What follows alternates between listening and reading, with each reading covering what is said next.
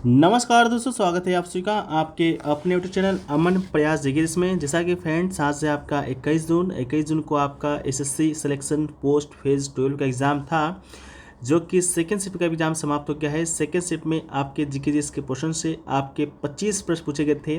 उन 2500 प्रश्न में से अधिकतम जो रियल प्रश्न हो सकते थे वो मुझे प्राप्त हो गए हैं। तो आज के इस वीडियो में हम लोग उन सभी प्रश्नों को देखेंगे, साथ में उनसे जुड़े इंपॉर्टेंट एक्स्ट्रा फैक्ट्स को भी देखते चलेंगे, जिनका नेक्स्ट शिफ्ट में एग्जाम है या नेक्स्ट डे एग्जाम है, उनके लिए कुछ हद तक मदद हो सके। जैसा कि कल हमने देखा था, जो फैक्ट्स उसी से मिलता जुलता जो सवाल है आपके आज के शिफ्टों में देखे गए हैं। तो चलिए वीडियो को स्टार्ट करते हैं बिना किसी देरी के। इससे पहले चैनल पर नए हैं, चैनल को सब्सक्राइब कर लीजिएगा और नोटिफिकेशन बेल कॉल पर क्लिक कीजिएगा। वीडियो पसंद है तो वीडियो को लाइक कर दीजिएगा। पीडीएफ इसका टेलीग्राम मिल जाएगा, लिंक डिस्क्रिप्शन में दिया गया है, तो आप लोग जाकर टेलीग्राम चैनल को भी ज्वाइन कर लीजिएगा। ठीक है, तो चलिए शुरू करते हैं आज के पहले प्रश्नों से। तो आज का जो पहला प्रश्न है वह है कि मेगास्थनीज किसके दूत थे, यानी कि मेगास्थनीज को भारत किसने भेजा था। ठीक है, तो इसका राइट आंसर दोस्तों आपका हो जाएगा सेल्यूकस निकेटर। ठीक है, मेगा जो स्थनीज है वो आपका सेल्यूकस निकेटर का राजदूत हुआ करता था। इसके अलावा जो मेगास्थनीज है एक ग्रीक राजनयिक इतिहासकार निर्वंश विज्ञानी था, जिनके भारत की संस्कृतियों के बारे में व्यापक लेखन ने चंद्रगुप्त मौर्य के शासन के दौरान प्राचीन भारतीयों के जीवन में अंतर्दृष्टि प्रदान की। इसका मतलब ये है कि जो मेगास्थनीज है वो तो आपका सेल्यूकस निकेटर के द्वारा भेजा गया था, लेकिन कहाँ भेजा गया था? तो ये भेजा गया था चंद्रगुप्त मौर्य के दरबार में। चंद्रगुप्त मौर्य की बात करते हैं तो जो मौर्य वंश था उसका संस्थापक ही था आपका चंद्रगुप्त मौर्य। उसी के दरबार में मेगास्थनीज है जो कि आपका आया था सेल्यूकस निकेटर का दूत बनकर। मेगास्थनीज का एक पुस्तक है जो बहुत ही प्रसिद्ध है, जो आपके एग्जाम के लिए भी प्रसिद्ध है, इंडिका। ठीक है, इसको भी याद रखिएगा, साफ साफ आपके एग्जाम में आएगा। इंडिका नामक पुस्तक किसके द्वारा लिखा गया है? तो राइट आंसर इसका मेगास्थनीज होगा। ठीक है, इंडिका समय की धाराओं में खो गई थी, लेकिन बाद के लेखकों ने साहित्यिक स्रोतों का उपयोग करके इसे कुछ हद तक पुनर्निर्मित किया। मेगास्थनीज प्राचीन भारत का वर्णन करने वाले पहले व्यक्ति थे और इसी कारण उन्हें भारतीय इतिहास का जनक कहा जाता है। ठीक है, तो इसको भी आप लोग याद रखिएगा। इसके अलावा नेक्स्ट क्वेश्चन पूछा गया, कौन से दो देशों को मैकमोहन रेखा अलग करती है? मैकमोहन रेखा की बात करेंगे तो ये दो देश भारत और चीन, इसका राइट आंसर होगा। भारत और चीन को मैकमोहन रेखा के द्वारा अलग किया जाता है। इसके अलावा सर हेनरी मैकमोहन ने वर्ष 1913-14 में शिमला समझौते में सीमा समझौता पर बातचीत की और भारतीय चीन के साथ दूसरी सबसे लंबी सीमा साझा करता है। ठीक है, दूसरी है तो पहली कौन है? तो पहली दोस्तों आपका है बांग्लादेश। ठीक है, बांग्लादेश है जो कि भारत के साथ सबसे ज़्यादा सीमा साझा करता है, लगभग 4000 किलोमीटर प्लस का।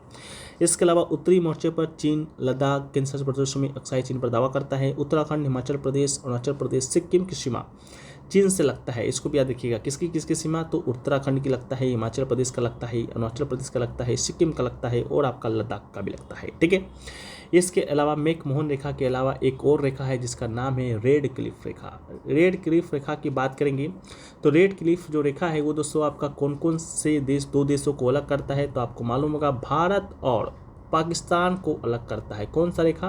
तो रेड क्लिफ रेखा। इसके अलावा एक और रेखा है जिसका नाम है डुरंड रेखा। डुरंड रेखा की बात करेंगे तो इसको याद रखिएगा, ये दोस्तों आपका भारत और अफगानिस्तान को अलग करता है डुरंड रेखा। ठीक है, इन सब के अलावा एक और चीज़ को याद रखिएगा, पाक स्ट्रेट। ठीक है, पाक स्ट्रेट या पाक जलधमरू मध्य, जलधमरू मध्य की बात करेंगे तो ये दोस्तों आपका भारत और श्रीलंका को अलग करता है। ठीक है, भारत और श्रीलंका को अलग करता है पाक स्ट्रेट। ठीक है, इसको भी आप लोग याद रखिएगा। नेक्स्ट क्वेश्चन देखिए, पूछा गया बंगाल का पहला गवर्नर जनरल कौन है? ठीक है, बंगाल का पहला गवर्नर जनरल की बात करेंगे तो इसका राइट आंसर आपका हो जाएगा वारेन हेस्टिंग्स। ठीक है, लॉर्ड वारेन हेस्टिंग्स 1773 से 1785 तक बंगाल का पहला गवर्नर जनरल था। वारेन हेस्टिंग्स के शासनकाल के दौरान 1773 के रेगुलेटिंग एक्ट और 1784 के पिट्स इंडिया एक्ट जैसे महत्वपूर्ण अधिनियम पारित किए गए थे। मुस्लिम कानून और संबंधित विषयों के अध्ययन के लिए 1781 में वारेन हेस्टिंग्स द्वारा कलकत्ता मदरसा का भी स्थापना किया गया था। उन्होंने क्लाइव की दोहरी सरकार प्रणाली को भी समाप्त कर दिया था। इसके अलावा वारेन हेस्टिंग्स 1772 में बंगाल का पहला गवर्नर बनता है। इसके अलावा 1773 का रेगुलेटिंग एक्ट आता है, जिसमें कहा जाता है कि बंगाल के गवर्नर को अब गवर्नर जनरल के नाम से जाना जाएगा। तो आपका बंगाल का पहला गवर्नर जनरल भी वारेन हेस्टिंग्स से बनता है। ठीक है, इसको भी आप याद रखिएगा। नेक्स्ट क्वेश्चन पूछा गया, वित्त आयोग का गठन एक अध्यक्ष और अन्य सदस्यों की संख्या के साथ होता है, यानी कि वित्त आयोग में कितने मेंबर होते हैं। टोटल मेंबर की बात करेंगे तो 5 होता है, जिसमें से 4 आपका सदस्य होता है, 1 आपका होता है अध्यक्ष होता है। ठीक है, तो टोटल 5 मेंबर होते हैं। ये वित्त आयोग का जो गठन है हर 5 साल के बाद किया जाता है, 1 अध्यक्ष और 4 अन्य सदस्यों की नियुक्ति करता है। वित्त आयोग भारतीय संविधान के अनुच्छेद 280 के तहत भारत के राष्ट्रपति के द्वारा समय समय पर गठित आयोग है। ठीक है, तो वित्त आयोग से संबंधित अनुच्छेद भी आपको याद रखना है, अनुच्छेद 280। इसके अलावा इसका गठन भारत की केंद्र सरकार और व्यक्तिगत राज्य सरकारों के बीच वित्तीय संबंधों को परिभाषित करने के लिए किया गया है। इसके अलावा वित्त आयोग नियम 1951 संवैधानिक निकाय के सदस्य होने के मानदंड निर्धारित करता है। इसके अलावा केसी नियोगी की बात करेंगे तो 1951 में भारत का पहला वित्त आयोग का गठन किया गया था और केसी नियोगी भारत के पहले वित्त आयोग के अध्यक्ष भी थे। तो इसको भी याद रखिएगा, बार बार ये प्रश्न पूछा जाता है। अभी वर्तमान में आपका 16वां वित्त आयोग चल रहा है, लेकिन इसका मतलब है कि अभी तक आपका 16 वित्त आयोग का गठन किया जा चुका है। तो 16वां वित्त आयोग का जो अध्यक्ष हैं वो आपके अरविंद पनगड़िया है। अरविंद पनगड़िया की बात करेंगे तो ये पहले नीति आयोग के उपाध्यक्ष भी थे। ठीक है, पहला नीति आयोग के उपाध्यक्ष अरविंद पनगड़िया थे। इसके पहले आपका 15वां वित्त आयोग चल रहा था, उसके अध्यक्ष थे आपके श्री एन.के. सिंह। ठीक है, तो एन.के. सिंह आपके 15वें वित्त आयोग के अध्यक्ष थे। ठीक है, तो पहला, 15वां, 16वां याद रखिएगा, ज़्यादा और कुछ मत याद रखिएगा। ठीक है, इसके अलावा नेक्स्ट क्वेश्चन की ओर चलते हैं। तो नेक्स्ट क्वेश्चन आपसे पूछा गया लॉन्ग वॉक टू फ्रीडम किसकी आत्मकथा है। तो लॉन्ग वॉक टू फ्रीडम की बात करेंगे तो ये आपका नेल्सन मंडेला की आत्मकथा पुस्तक का नाम है। ठीक है, तो इसका राइट आंसर दोस्तों आपका होगा नेल्सन मंडेला। ठीक है, नेल्सन मंडेला की बात करेंगे तो नेल्सन मंडेला दक्षिण अफ्रीका के एक राजनीतिक नेता थे। उन्होंने दक्षिण अफ्रीका के राष्ट्र के पिता के रूप में जाना जाता है। जिस प्रकार भारत में राष्ट्र के पिता के रूप में महात्मा गांधी को जाना जाता है, उसी प्रकार दक्षिण अफ्रीका में नेल्सन मंडेला को राष्ट्रपिता के रूप में जाना जाता है। वह दक्षिण अफ्रीका में रंग भेद विरोधी आंदोलन के सुप्रसिद्ध जाने जाते थे। ठीक है, इसके अलावा वह दक्षिण अफ्रीका में रंग भेद विरोधी आंदोलन के लिए सुप्रसिद्ध जाते हैं। उन्होंने 1994 से 1999 तक दक्षिण अफ्रीका के पहले राष्ट्रपति के रूप में भी कार्य किया है। ठीक है, इसके अलावा भारत सरकार के द्वारा 1990 में उन्हें भारत रत्न से सम्मानित किया गया है। भारत रत्न भारत का सर्वोच्च नागरिक सम्मान पुरस्कार है। इसके अलावा 1992 में पाकिस्तान ने उन्हें निशान-ए-पाकिस्तान से सम्मानित किया गया है। जिस प्रकार भारत का सर्वोच्च नागरिक सम्मान भारत रत्न है, उसी प्रकार पाकिस्तान का सर्वोच्च नागरिक सम्मान भी है आपका निशान-ए-पाकिस्तान। इसके अलावा 1993 में इन्हें नोबेल शांति पुरस्कार से भी सम्मानित किया गया है। तो 90, 92, 93 को याद रखना है।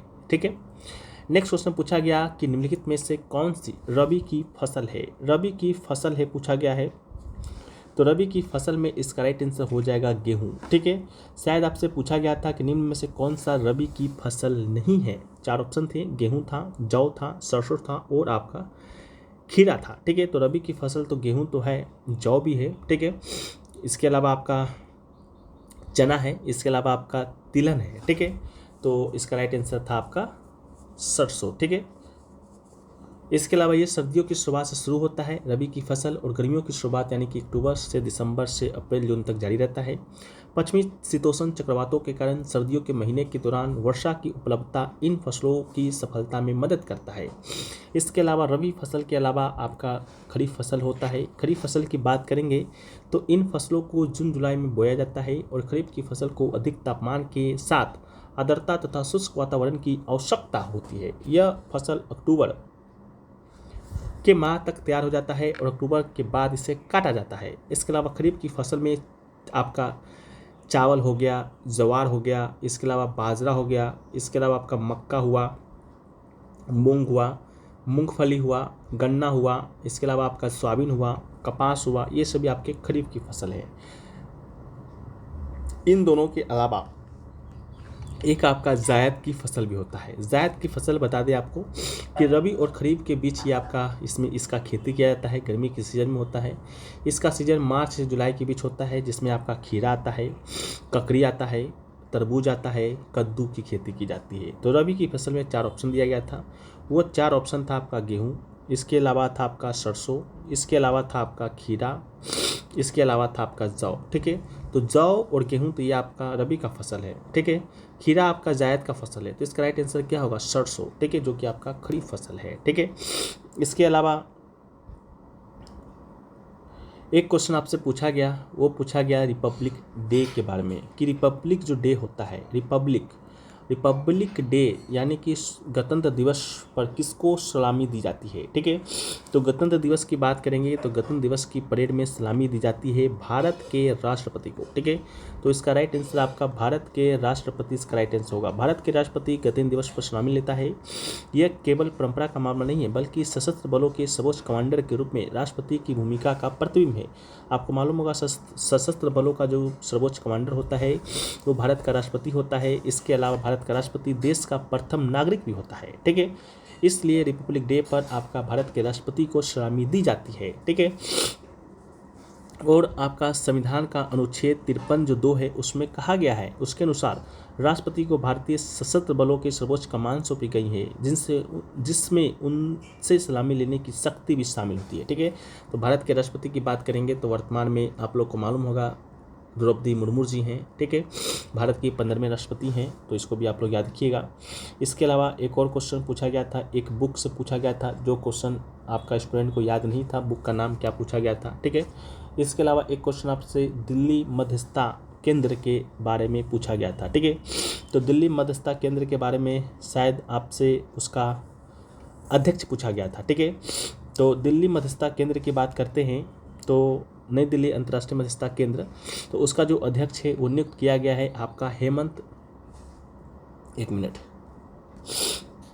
गुप्ता को नियुक्त किया गया है, ठीक है। तो हेमंत गुप्ता इसका राइट आंसर होगा। हेमंत गुप्ता की बात करेंगे तो ये सुप्रीम कोर्ट के पूर्व जज रह चुके हैं। केंद्र सरकार के द्वारा नई दिल्ली अंतर्राष्ट्रीय मध्यस्थता केंद्र का इन्हें अध्यक्ष नियुक्त किया गया है, तो इसको भी आप याद रखिएगा, ठीक है। हेमंत गुप्ता इसका राइट आंसर होगा।